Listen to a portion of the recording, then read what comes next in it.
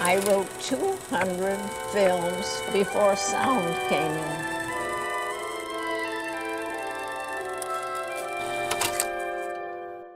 Hello all, and welcome to Women Behind the Camera, the supplemental video. So first of all, I just wanted to go over a few things and say that for Tuesday's, final optional reading day class meeting, there will be 2 waves of my presence on Zoom. One will begin at 6 p.m. for those of you who prefer an earlier Zoom session, and then whenever that fizzles out, I will be on again at 8 p.m. for those of you who prefer the usual time. So basically almost everyone in class asked for either 6 or 8, so that's what I'm doing. Get one of each, and so depending on what you prefer, just show up either at 6 or at 8. I will be providing the link. Now, the other thing that I wanted to let you know is that I was wrong, as 2 of you pointed out, that actually there was a woman of color behind the camera who did indeed direct a major Hollywood motion picture before Kathy Yan did Birds of Prey, and that was Ava DuVernay, who directed A Wrinkle in Time in 2018. So, good catch for those of you who caught it. It's unfortunately only 2 years earlier to the example that I found out, so basically the unfortunate realities and the point overall still stands that it has taken way too long for major Hollywood, motion picture to include women of color in prominent positions behind the camera. The other reason that I wanted to have a supplemental video is because, unfortunately, a lot of you bombed the quiz. Yeah, I was surprised by this because this whole semester, this class has done really, really well on the quizzes, and then the final quiz before the final exam, a whole lot of people got grades in like the 60 and 70% range. So I just thought that I would let you guys know that a significant part of the final exam is going to be vocabulary, like maybe like between like a third and maybe a little more than a third of the grade is vocabulary. So make sure that you brush up on that. Also, it's open notes, so like take better notes, and maybe you'll always be able to do really well on the vocab section if you just refer to your notes throughout. There's nothing wrong with that. The questions that people got wrong the most, first of all, one of them was kind of a trick question, I admit. The question of, what the most important job in animation is.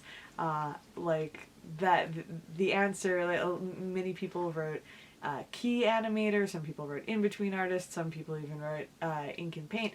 The real answer was supposed to be all of the above, because the overall point of that lesson was that it's a collaborative effort, and it's silly to be saying that the key frame artists are the most important, because they actually do the sorry. The answer was all of the above, because the overall point of the lesson was supposed to be teaching you that every role behind the camera is equally important. When it comes to animation, they're actually very crucial. You can't just have a keyframe animator, because they basically do the least amount of actual frame drawing. You can't just say that it's the in-between artist, because without the keyframe animator's anchor points, you don't know where the motion is going. And obviously ink and paint is crucial, but without the people who do the rough animation, they couldn't do their job. So the answer was supposed to be all of the above. I admit that was sort of a tricky question. A lot of you mixed up the terms special effects artist, special effects animator, special effects supervisor, and visual effects artist. I understand that these are sort of, similar sounding words. The first thing to understand is that visual effect artist refers exclusively to people who do digital work in computers, like with Gene Bolte, who we studied, who is a digital painter on things like Sebulba from the Star Wars prequels and Draco from the Dragonheart movies, like people who specifically do computer-generated effects. That's visual effects artist. Now, special effects artist is specifically referring to practical effects. A special effects artist is a person who does anything from, like we said, pyrotechnics to industrial puppetry to animatronics, model building, whatever. Anything that's practical that you can put your hands on is a special effects artist. Anything that is strictly visual that you can't actually touch, that's all made with computers, that's a visual effects artist. So keep those terms, different in your mind. Obviously, a special effects supervisor being a person in charge. So just like look for the question that has language about a person in charge of special effects. And a special effects animator is someone who is, strictly an animator and draws unusual 2D animated things like, say, the sparkle effects in Cinderella's dress transformation. So look out for the word animator there, because that's the crucial part of that job. Look out for the word visual in visual effects artist, being visual computer generated. And general special effects artist is just someone, jack of all trades, like Tamara Carlson Woodard, who might be a puppeteer or a costume fabricator or a puppet fabricator, etc. One other question that a lot of people got wrong was stop motion animator. Just a simple true or false question that defined stop motion animator, and for some reason a lot of you didn't trust me about that. The answer was true. A lot of people wrote false. I happen to be a stop motion animator, as you can see from this footage here of the stop motion project that I did for my animation class when I was an undergraduate student. Basically, a stop motion animator is a person who manipulates any kind of object. It could be clay, as in my example. It could be stop motion puppets, like for Kubo and the Two Strings, like physical puppets made specifically for stop motion, things like Paranorman or Nightmare Before Christmas. It could also, be any other sort of objects, like, that are moved slightly one frame at a time to create the illusion of motion. That is a stop motion animator, basically because you move something, you stop, you take a picture, you move it again, you stop, you take a picture, and hence you get the illusion of motion. A lot of Reiniger is another example. So yeah, all of these words are words that you're going to need to know for the final because they're vocabulary terms, so keep them separate in your head. Now, the other thing that I wanted to get in touch with you guys via video about was the fact that Ginger Brown has gotten back to me and answered your questions. So, without further ado, I'm going to read to you the questions that were selected and Ginger Brown's answer to them. So, here we go. The first question that we have for Ginger Brown is, what is the key to teaching a lesson without making it overt? On Sesame Street, there are so many messages, lessons, and nuance in every single thing that is said. How do you walk that line without becoming cheesy? Very good question. Ginger says, I think the key to this is teamwork. On Sesame, we have a team of producer, puppeteers, actors, and education specialists. Together with specific goals for each segment, this team creates nuanced segments that addresses the child, the goal, and stays on brand. The next question. When deciding on a film to produce, what should be the main qualities you look for? What is your thought process when matching directors to the projects you are working on? Ginger says, you have to follow your passion and decide how you want to spend your time. Films take a long time, and you need to be happy spending a lot of your life committed to making it work. In terms of directors, certainly it is important to find someone who likes your subject and has some sense of connection to the subject. The next question. What would you say was the moment in your career when you felt you were finally being taken seriously? I feel like in this industry it can be hard to get people to give you a shot at something, so I'm interested in finding out what the turning point was for you. She says, I don't know when others took me seriously. I know I took my work seriously and wanted to get it right. I'd rather not let others judge me or to let their value system affect my choices. Honestly, this system is a field that does give you choices, but you have to be resilient because often while the answer is no, that does not mean not ever. I think that's a very interesting answer there. The idea of taking your own work seriously, and maybe that's the reason why others take you seriously. Question 4.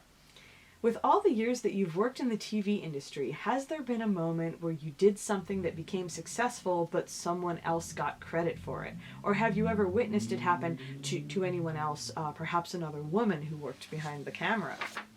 Ginger says, This happens constantly. It depends on your situation and where you are in the film and TV world. In much of the television, in much of the television craft roles, producers, directors, writers, etc., there are teams that are more than happy to share credit. There are also very defined roles, often through unions. In independent filmmaking, things are a little more ill-defined, and there is definitely poaching of projects, budgets, and roles, male or female. Question 5.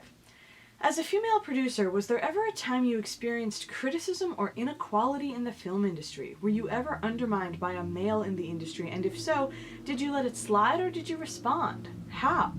That's a good question. Ginger says, it is important to take each project on its own. If you do work in the industry, you will be around the same people for your whole career, and it's better to maintain good relationships. Which doesn't mean backing down if you feel that you are being wronged, but it does mean not making it a male-female thing, but a question of ethics, and if you are smart, you have a good contract. I think that's also very interesting. Basically what Ginger is saying there is that when you encounter sexism, you're kind of under certain pressure not to address or acknowledge that that's what's going on, because the people who are in charge are the men who might be the problem, perhaps, and obviously, you know, you're sort of in a position of trying to convince them, you know, in a diplomatic way of what is right. And that's a difficult position to be in, but as she points out, if you have a good union and a good contract, they'll help back you up no matter what your gender is, which is a very good safeguard. Question 6. Did you feel that you had to work harder than your male counterparts to achieve success? Were there any obstacles you had to overcome that male producers don't generally face? Ginger says, I think the field is much more open to women than ever before. Parentheses, I would say, obviously, post-soft purge. I would agree. I don't know what it's like to start out now. I do know that I was often given opportunities that others were not, male or female. In terms of finding a career, I would say do your homework and pick a great company that has a strong boss you would like to work for. Good advice in general for any career. Question 7. As an aspiring screenwriter and queer studies student, it is my dream to see not only more LGBTQ plus representation in the film industry, but to see more women filmmakers pioneering in this movement. As a producer of Sesame Street and seeing firsthand how education and representation play a vital role in the development stage of children, what is your estimate on seeing the film industry move from heteronormative stories in the mainstream to seeing positive LGBTQ plus stories and education becoming the mainstream in the future?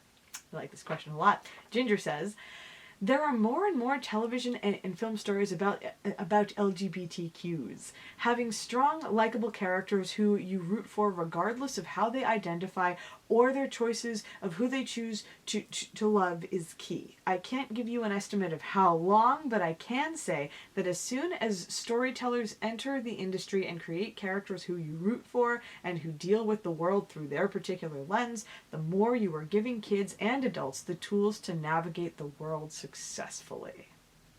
I like that answer a lot.